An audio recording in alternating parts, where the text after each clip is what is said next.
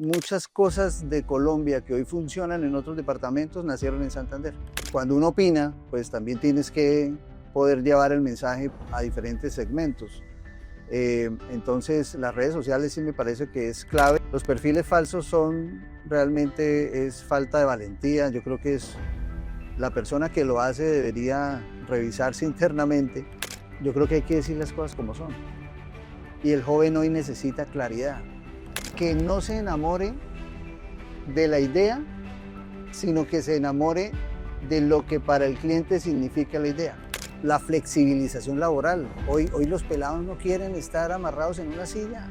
Yo siento que las redes hoy sí, claro, son medios para entretenimiento, pero deberían funcionar para que la gente comprenda qué tipo de país tiene, qué tipo de país tiene, quiere y puede construir desde las plataformas. Bienvenidos a una nueva edición de Verer Podcast. Hoy nuestro invitado es Sergio Arenas. Él es abogado, columnista en medios como Semana, Vanguardia, El Heraldo y además aspirante a la Cámara de Representantes. Sergio, bienvenido, qué gusto tenerlo aquí. Hola, ¿cómo estás? Muchas gracias por la invitación. Y bueno, conversemos un rato. Bueno, hagámosle entonces. Quería preguntarle cómo ingresa al mundo de los medios de comunicación, cómo se vuelve columnista, porque normalmente son periodistas los que, los que tienen las columnas en medios de comunicación, pero usted es abogado. Bueno, yo te cuento que la mayor preocupación para mí siempre ha sido la región. Hay, digamos, varios ejercicios y testimonios de lo que para mí significa Santander. Y de algún momento, hace unos 8 o 9 años, yo hago una columna en un espacio que se llama Hágase Oír, de Vanguardia. Y en Hágase Oír uno mandaba las columnas o lo que uno creía y le publicaban alguna. Yo mandé como unas tres. Curiosamente, la primera que envío se llama La política y el miedo. Y es como el miedo al final se utiliza como medio para poder lograr que la gente vote, ¿no? Entonces la mando a Hágase Oír y a mí me llaman del periódico y me dicen, oiga, Chino, usted como que escribe chévere, ¿por qué no se anima a escribir ya en una columna un día específico, que eran los lunes? Oye, le digo, listo, ¿cómo es el formato? No, es así, sasa, y se envía la columna y ya llevo 8 años escribiendo en Vanguardia. Usted toca temas sensibles como ciudad, como política. ¿Cómo hace para hablar de estos temas sin caer en la polarización? Bueno, lo primero es mi formación como abogado especialista en Derecho Urbano con una maestría en la Universidad del Rosario sobre ciudades, ordenamiento territorial. Me han inculcado, digamos, el tema del desarrollo. ¿Sí? Santander es un departamento que pudo haber hecho más, siendo el iniciador de muchas cosas, café, industria, cervecería, muchas cosas de Colombia que hoy funcionan en otros departamentos nacieron en Santander. Entonces, para mí, el tema de la profesión que tengo, más las necesidades, digamos, de la región, es lo que al final termina como llevándome en el camino de la escritura, del hablar, del desarrollo y siempre propositivo. Yo creo que Santander debe pasar la página en las discusiones, en las peleas, en la confrontación de pequeñas cosas, cuando deberíamos estar hablando de cosas mucho más grandes. Entonces soy propositivo en las columnas. Realmente las columnas hablan siempre de desarrollo. Gracias al desarrollo de la tecnología, estas columnas antiguamente únicamente estaban en los periódicos, en la prensa. Había que comprar el periódico para poder leerlo a usted y a otros columnistas. Entonces, gracias al desarrollo de la tecnología, ya pueden leer su columna en su celular, en las redes sociales. ¿Ha logrado captar reacciones por parte de la gente a raíz de su columna? Sí, realmente como se tocan temas de territorio y son temas que ayudan a construir algo o proponen algo siempre, eh, hay una receptividad, porque la gente quiere desarrollo, la gente quiere bienestar social, económico, la gente quiere sentir que la ciudad avance de alguna forma. Eh, Escribiendo, eso se ha tenido un impacto. La gente escribe, me escribe al correo electrónico, porque en la columna está mi correo electrónico. La gente me escribe, yo respondo siempre, sean mensajes positivos o mensajes negativos, pero siempre damos respuestas. Ahora, todo este tema digital ha hecho que ya las columnas ya no se llamen columnas, sino videocolumnas, ¿sí? Entonces, yo fui la primera persona, o de las primeras, no podría atribuirme ese título, pero sí de las primeras que cogí un celular y leía la columna. Ahí me di cuenta que en la lectura de una columna donde se supera un video de más o menos 1 minuto y medio, pues la gente no ve más de 1 minuto. Entonces empecé a hacer un resumen y un extracto de la columna para también explicarle, que la gente se anime a darle clic al link. Pero, pero bueno, esa dinámica es la que permanentemente venimos tratando de buscar a nivel de, de medios, pues, desde la columna. Claro, esa es una manera muy buena de evolucionar el contenido. Pasamos de lo escrito a también a lo audiovisual. Quería preguntarle por las reacciones que generan sus columnas. Como usted me mencionaba, pueden ser buenas, pueden ser malas. ¿Usted cómo le responde a la gente? ¿Prefiere la confrontación o simplemente nada, evita ese tipo de quizá debates? ¿Cómo lo maneja usted? Yo respondo cuando el perfil que me escribe es un perfil que pone la cara, porque las redes sociales se han mal usado de alguna manera, y es que el que no quiere, o el que le da miedo expresarse, o que al final quiere generar un ataque, pues se esconde detrás de un perfil falso, ¿sí? Los perfiles falsos son realmente, es falta de valentía. Yo creo que es la persona que lo hace debería revisarse internamente, Sí. porque uno debe tener la capacidad de poder decir lo que piensa. Entonces, cuando son perfiles falsos, ni siquiera les doy juego. Entonces, No vale la pena. se podrán desgastar escribiendo lo que quieran. Sin embargo, si me escribe un perfil que uno más o menos ve que tiene algo de humanidad, me encanta poder conversar y llegar a cosas donde pues probablemente yo pueda o no pueda tener la razón, pero hay una conversación. ¿Usted es de redes? ¿Le gustan las redes sociales? Sí, yo creo que estamos en una época, más que la época, digamos, en una transición también de edad. 47 años, uno dice las redes sociales, 47 llegando a los 50, ¿sí? Creo que es una necesidad, pero es que me gusta mucho la tecnología. Entonces, ahí es donde, incluso en la firma de abogados que tengo hace 20 años, pues he tratado también de implementar y no estar tan atrás. Una anécdota: nuestra firma navegó muy bien la pandemia, porque era una de las firmas que tenía, o que tiene aún, sobre todo, montado todo su sistema operativo en la web, a través de marcas reconocidas como Google Workspace y todas estas plataformas que nos ayudan a tener reuniones virtuales. Entonces, incluso mis clientes me decían: ¿cómo nos reunimos? No nos podemos ver. Entonces, yo les decía: no, nosotros tenemos el sistema de grabación, transcripción de llamadas, y eso lo tiene la firma hace 12 años, más o menos, o 13 años. Yo puedo tener el servicio directamente contratado con estas plataformas como Google, y terminamos nosotros prestándole la plataforma a los clientes para que tuvieran las reuniones mensuales, hasta que empezó a aparecer Zoom. Yo no sé si tú te acuerdas que al principio era Google, eh, Sí, Google pero Meets, Zoom no después aparecía. Sí, Microsoft y exacto. Entonces, apareció Zoom y a aparece salvarnos Zoom en la pandemia. exactamente en ese momento, y ya empiezan los clientes a decir: no, que la quiero de los 40 minutos. Era la gratuita, entonces uno les decía: venga, más bien hay que pagarla por temas de protección de datos, por temas de seguridad de la información, y ya. Pero yo te puedo decir que la tecnología en ese momento me salvó los clientes, Sí, porque era la única forma en que yo podía darle soporte jurídico, y además se cogieron de la plataforma para poder interactuar en sus cosas individuales. sí, la tecnología fue un gran cambio en la pandemia, en la manera de relacionarnos, de Sí. comunicarnos, pero le quería preguntar si usted es activo en redes sociales, usa Twitter, usa Instagram, sus redes personales, porque la firma de abogados pues también tiene que promocionarse a través de redes sociales, llegarle a gente, pero usted, las personales, ¿las usa o no le da mucha importancia? Todo el tiempo, sí, todo el tiempo. Y más, digamos, cuando uno opina, pues también tienes que poder llevar el mensaje a diferentes segmentos. Entonces, las redes sociales sí me parece que es clave, y nosotros permanentemente estamos interactuando, pautando.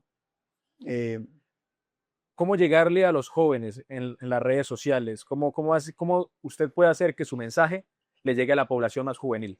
Yo creo que hay un reto importante y es poder bajar la narrativa de lo que significa un país en desarrollo, de lo que significa los diferentes modelos económicos que deberían regir un país, porque es que yo siento que las redes hoy sí, claro, son medios para entretenimiento, pero deberían funcionar para que la gente comprenda qué tipo de país tiene, qué tipo de país tiene, quiere y puede construir desde las plataformas.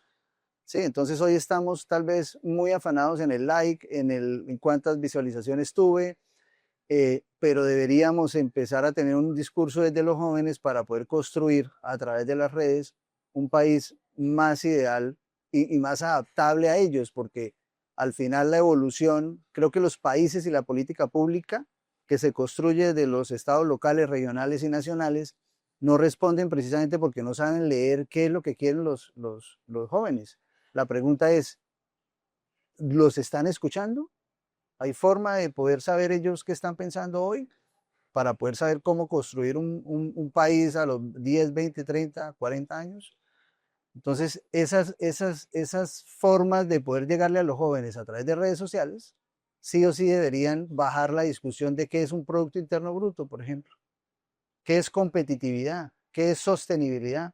Esos términos terminaron siendo paisaje, pero no realmente conectando con ese joven para poder extraerle de ese joven a través de las redes sociales qué país queremos. Entonces, ahí es donde, cuando tú me preguntas que si los jóvenes, cómo los cautivamos, yo creo que hay que ser más simples en el mensaje de lo que significa qué es un país, para qué sirven mis gobernantes, para qué sirve mi comunidad, mi empresa, qué aporta, da la empresa, cuál es el aporte del trabajador, pero aterrizarlo en un lenguaje en que ellos simplemente lo perciban, porque si seguimos acartonados con PIB, competitividad y rankings a nivel mundial, no vamos a conectarnos con ellos nunca.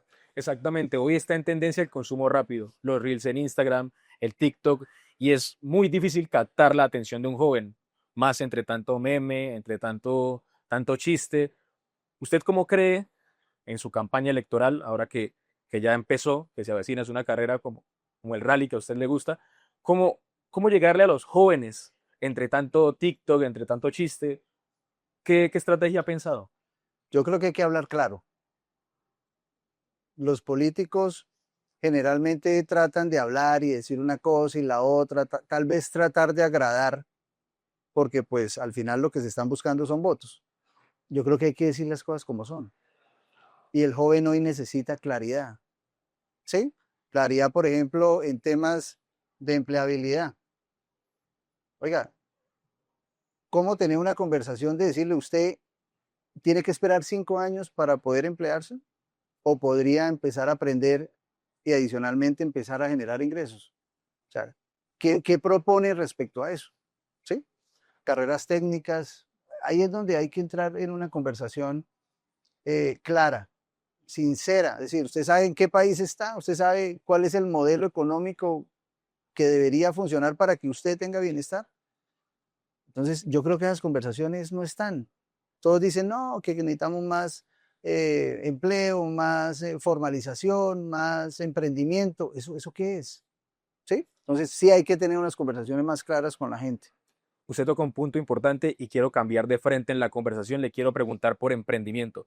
¿Cree que es fácil emprender en Colombia con todas las dificultades que tenemos con el crecimiento de la inflación? ¿Cree usted que es fácil emprender en Colombia o Es imposible emprender en Colombia. Yo, hay que revisar las cifras, pero de las empresas que se crean, porque un empresario montó un negocio de X tema, se formaliza y llega y se registra en Cámara de Comercio y empieza a hacer su actividad, el 80%, o sea, del 70 al 80% no llegan a los 5 años. De los 5 a los 10, bajamos casi que después de los 10 años, solo el 5% de las empresas que se constituyen funcionan. Entonces, ¿ahí qué está pasando? Uno, yo creo que hay dos cosas. La política de emprendimiento en Colombia es un desastre. ¿Sí? No hay incentivos de nada. Y dos, el acompañamiento de ciertas entidades del Estado debería estar enfocada no tanto en lo legal, que yo tengo una firma de abogados, no tanto es en lo legal, es en la viabilidad financiera del negocio. Es como nosotros desde el colegio incluso empezamos a enseñar Educación cómo financiera. administrar, educación financiera, cómo manejar las inversiones, cómo saber cómo hacerlo, digamos, administrativamente. Y dos, porque no todos están hechos para emprender.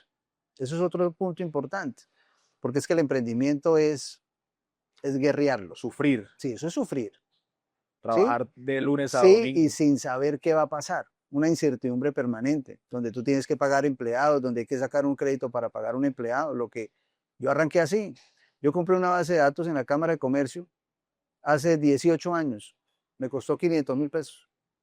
¿No? Y hace Y con 18 esa, años era un país muy diferente al que claro, tenemos y hoy. claro, pero la base de datos, porque tocaba comprarla, empecé a identificar empresas. Yo dije, yo quiero asesorar empresarios, yo quiero asesorar emprendedores, voy a empezar a pasar propuestas. ¿Sí? Claro, no llamaban ni a cobrar, me llamaban. ¿Sí? Hoy tenemos una firma que le da acompañamiento a varias empresas en Santander y empresas muy buenas. Entonces, sí, dos cosas. Hay que tener una resiliencia importantísima. O sea, esto es una batalla como emprendedor y no puedes desfallecer. Y dos, claro, uno debería facilitarle un poco desde la política pública, decirle, oiga, hay incentivos en ICA, usted no va a pagar industria y comercio por tanto tiempo. Eh, la flexibilización laboral. Hoy los pelados no quieren estar amarrados en una silla. Para ¿Sí? nada. Nada. La gente quiere trabajar en un parque, encima de un árbol, en un café. Ahí es donde hay creación, ahí es donde hay libertad. Fluye la creatividad y también Exacto, mejora la calidad de vida. exacto. Entonces, esa es la pregunta que hay que hacerle a los jóvenes y es, oiga, ¿ustedes qué país quieren? ¿Quieren un país de libertades o quieren un país donde alguien le diga a usted qué hacer? Y eso en la legislación laboral es imposible. Tú no puedes tener flexibilidad laboral porque al final te pasan un memorando y te despiden. Desde el cargo político al que usted aspira, ¿cree que puede ayudar al emprendedor? Al emprendedor, al empresario, al comerciante y en efecto al trabajador. ¿Por qué? Porque la posibilidad de estar en el Congreso es la posibilidad de proponer nuevas formas de hacer cosas. Ahí se construyen las leyes.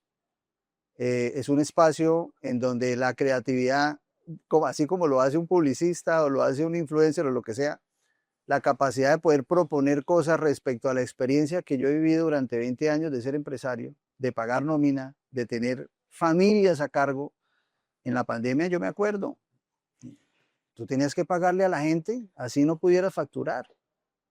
Esa responsabilidad que tiene el empresario y el emprendedor es una vaina muy, muy importante. Ahora, desde el Congreso hay que ver la forma, ¿sí? Y presentar iniciativas de proyectos en donde se le aliviane la carga al emprendedor y sobre todo se le da acompañamiento. De alguna manera las cámaras de comercio hoy lo hacen, hoy lo hacen bien.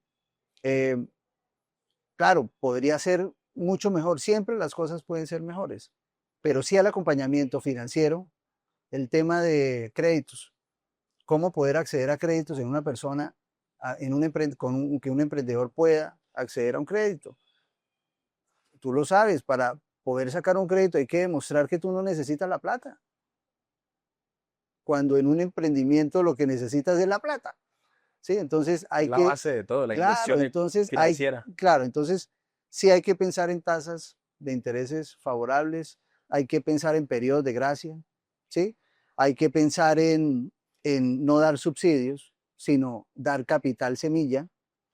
Hay que colgarle a eso más que investigaciones, acompañamiento de grupos de semilleros, de universidades. ¿Cómo unimos la universidad y la empresa privada? ¿Cómo unimos la universidad, empresa privada y parte del Estado para que ayude un poquito? Y ahí generar como un sistema, como un ecosistema a favor del emprendedor. Porque lo que sí tiene Santander son emprendedores. Sí, esta es una tierra de gente que quiere salir adelante, que quiere triunfar y que sobre todo también quiere generar empleo, ayudarle a más coterráneos. Quería preguntarle la diferencia entre un término que usted acaba de mencionar. ¿Cuál es la diferencia entre capital semilla y subsidio? Bueno, ahí hay dos cosas. El subsidio al final eh, es asistencialista, ¿sí? Tiene el concepto de yo a usted lo voy a asistir en esto, pero no me importa qué pase con usted, ¿sí? Y el capital semilla tiene un propósito. Para mí esas son las dos diferencias. Y el capital semilla tiene un propósito y ese propósito es que la razón por la cual ese dinero entró ahí es para que crezca, diferente al subsidio, que es para que se gaste. Acá es para que haya crecimiento. ¿Qué siento? Que falta acompañamiento en ese crecimiento. Y ahí es donde desde el Congreso podemos establecer varias propuestas. 20 años tiene usted con su firma de abogados. ¿Qué ha sido lo más difícil en esas 2 décadas? Lo más difícil para mí fue la pandemia. Trabajé 20, no sé, 18 horas al día, porque todo se recargó en el sistema, ¿sí? Y todo era a través de esa plataforma. Eh, Fue un tema bastante complejo a la hora de, digamos, logístico, ¿sí?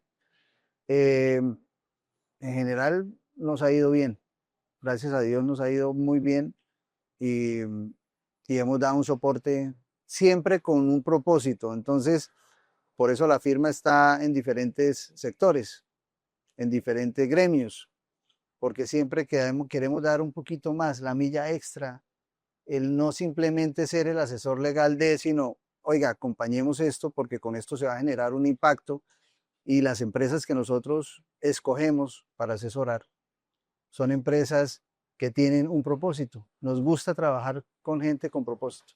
Ese sentido humano marca la diferencia. No asegura el éxito, pero ayuda. Ayuda, pero más que todo le da sentido a lo que haces. Le da sentido porque pues no se trata simplemente de facturar algo, sino de que si no vas a estar, que te extrañen.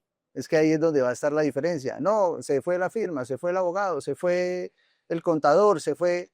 No, cámbielo por otro. Listo, llega otro.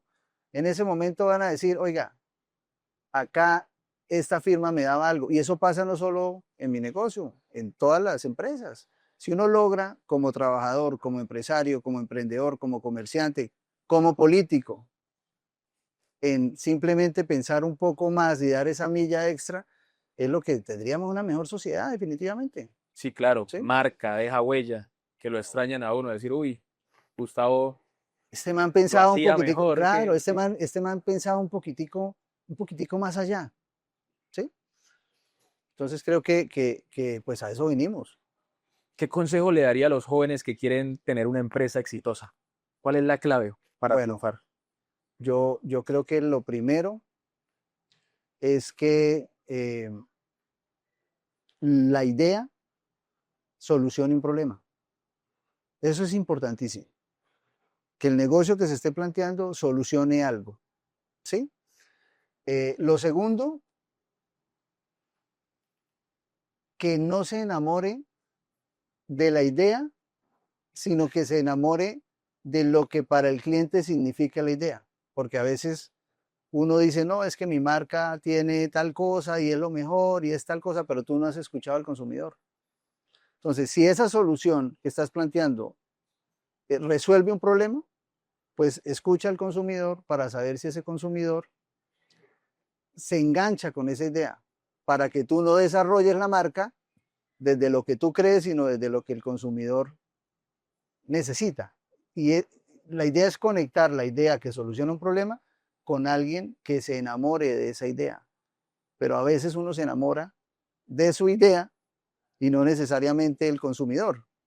¿Sí? Entonces hay que escuchar y saber, incluso dejarse asesorar, porque también todos creen que pueden solucionar las cosas solos, ¿sí?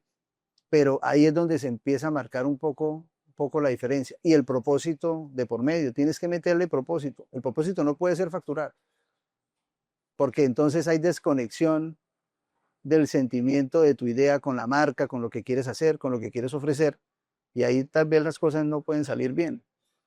Bueno, excelente consejo. Ahí tienen los jóvenes para que escuchemos y nos animemos a emprender.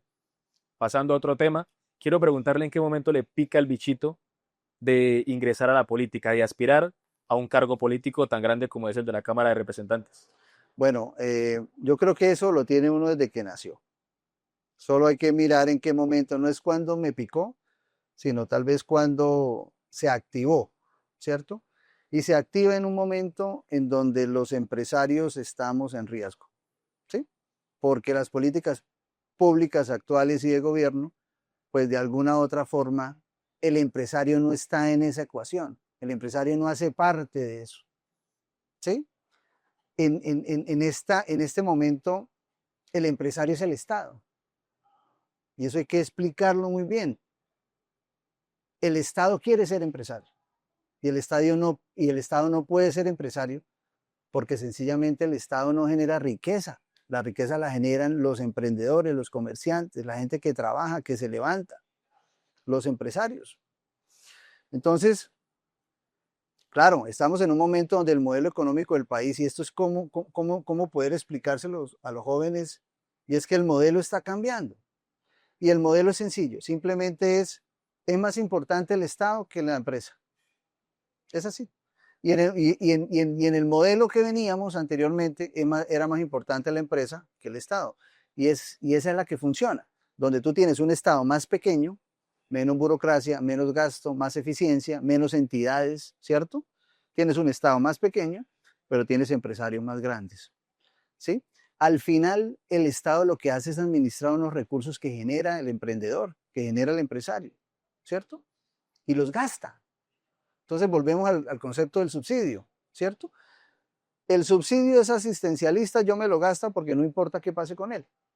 El Estado hoy recibe los recursos y se los gasta sin importar si eso va a generar propósito y riqueza. El otro modelo, que es el que queremos recuperar a través de la Cámara de Representantes, del Congreso y de los cambios que se tienen que dar en el 2026 en Colombia, es que sea a través del capital semilla, y es cómo hago que el empresario crezca a través de la inversión que se está haciendo. No, clave, lo que usted mencionaba, así como lo aplicó para la firma de abogados, también lo está aplicando para la campaña, que es tener un propósito. Por último, y para cerrar, quiero que le diga a la gente, ¿quién es Sergio Arenas? Bueno, miren, Sergio Arenas es un padre de familia, 2 hijos, una espectacular esposa, muy familiar, amante de la propiedad privada, de las libertades, de la empresa privada, de los comerciantes, de los trabajadores que hacen que esas empresas puedan existir y funcionar. Un hombre que quiere una mejor región, que está cansado de que no pase nada, porque no pasa nada en Santander.